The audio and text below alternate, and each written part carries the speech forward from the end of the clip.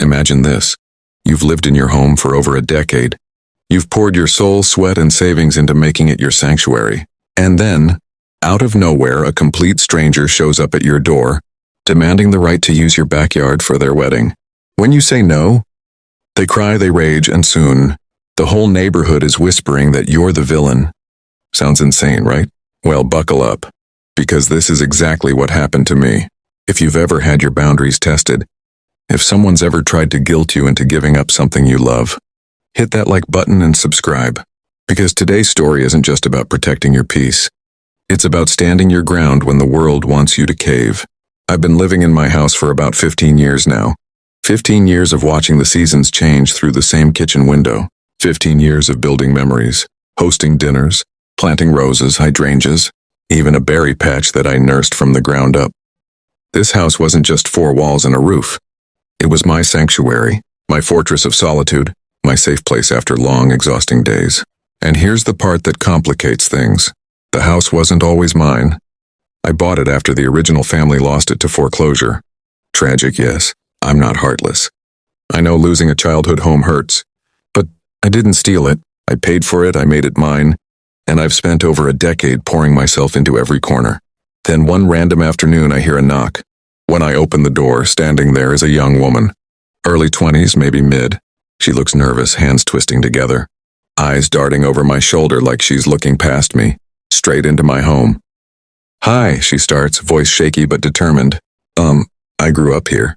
And before I can even reply, she launches into her story. She tells me how she used to play in my backyard, how she and her childhood sweetheart carved their initials into a tree back there, how she always dreamed of one day, one magical day, getting married in that very yard. And now she's engaged to that same childhood sweetheart. And she wants to know if I'll let her host her wedding reception in my backyard. At first I just stand there, stunned. I mean, I can almost see the little girl she once was, running barefoot through the grass, laughing with her friends. A part of me wants to feel sorry for her, to sympathize. But then reality slaps me across the face. This isn't her home anymore. It's mine, and I've spent years building it into something I love. My berry patch, my outdoor kitchen, my deck, my rose bushes. The thought of 100 strangers trampling through it, spilling wine, dropping cake, leaving cigarette butts. No, absolutely not. So I take a deep breath and politely tell her, "I'm sorry, I can't let that happen." You'd think a reasonable person would understand, right? Thank me for listening and maybe walk away disappointed but respectful. Not her. First she tries to argue. "We'll pay for everything. We'll clean up after. You won't even notice we were here." Then when that doesn't work, her voice starts to tremble. Tears well up in her eyes. Suddenly she's crying, with full-on sobbing, right there on my porch. And as she's crying, I feel this ugly wave of guilt trying to creep into me. Like somehow I'm the monster here. Like I am crushing her fairy tale. But the truth? Her fairy tale doesn't belong in my reality. So I stand firm. I gently tell her she needs to leave. And finally, with one last glare, part heartbreak, part fury, she storms off. I think that's the end of it. Until a few days later, my phone buzzes. It's my neighbor. The one who always waves when he mows his lawn.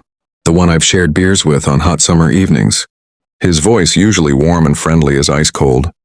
"You're a nasty person," he spits. "How could you deny her that? Everyone's talking about it." My stomach drops. Everyone's talking about it?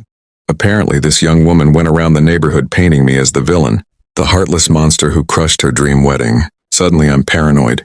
Every sideways glance, every forced smile from the neighbors feels like a dagger. My reputation, something I never cared much about before, now feels like it's crumbling. That night I lie awake in bed stewing. Why am I the one feeling guilty? Why am I the one branded the villain, when all I did was protect my home?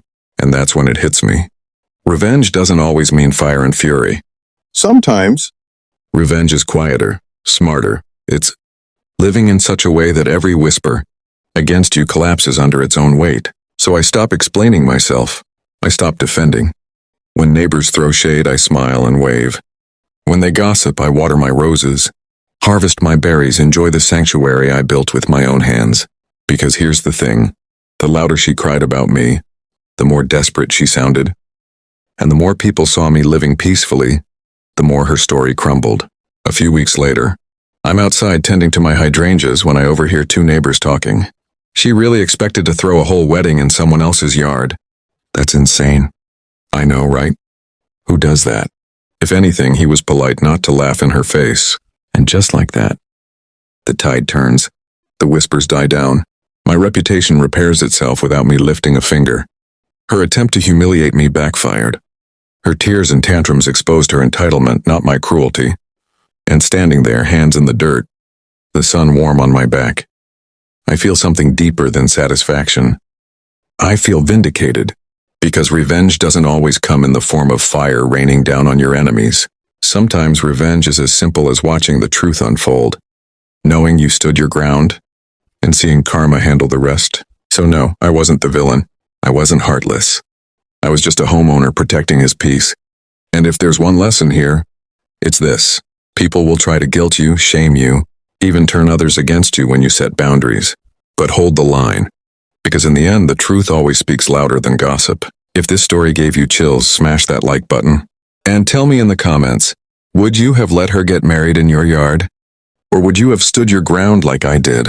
And of course, don't forget to subscribe for more stories of karma, justice, and revenge.